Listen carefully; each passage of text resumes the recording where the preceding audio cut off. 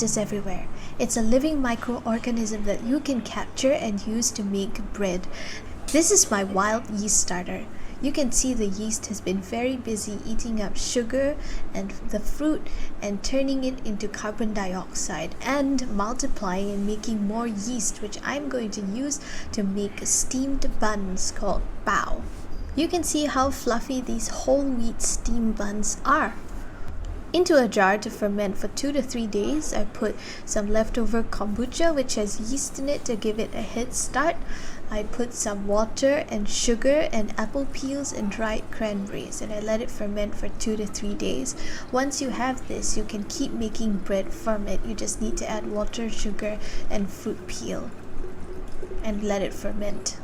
I'm going to strain the fruit out of the wild yeast starter. Then I'm going to mix together 300 grams of the starter liquid and 300 grams of flour to make a kind of sponge for my bread. And this is going to rise for about 12 to 18 hours until doubled and really nice and bubbly.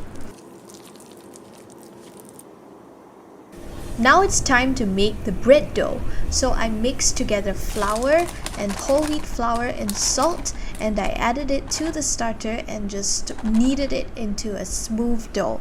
Now you don't want to rush it. This took about 12 hours for the first rise, no joke, but the wild yeast creates amazing flavors that you just don't get with instant yeast.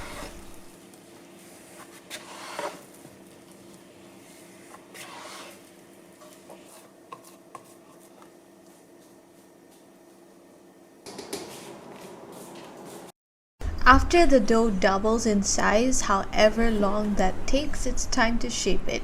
Because this was a test batch, I just divided it into 4 and then into thirds, so that makes 12 little steamed buns.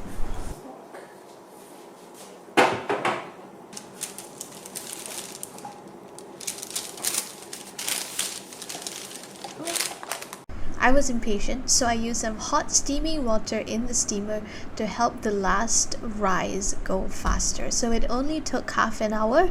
After that, I removed the buns from the steamer, let it come to a boil, and then put it into steam for about 15 to 20 minutes. Here is the finished bao. It is fluffy and it's so tasty because the long rises give it that kind of flavor that you don't get with instant bread. I truly think this is a really fun method of capturing wild yeast to experiment with. So I'm going to be making bread with this in my next video, so stay tuned for that. Bye!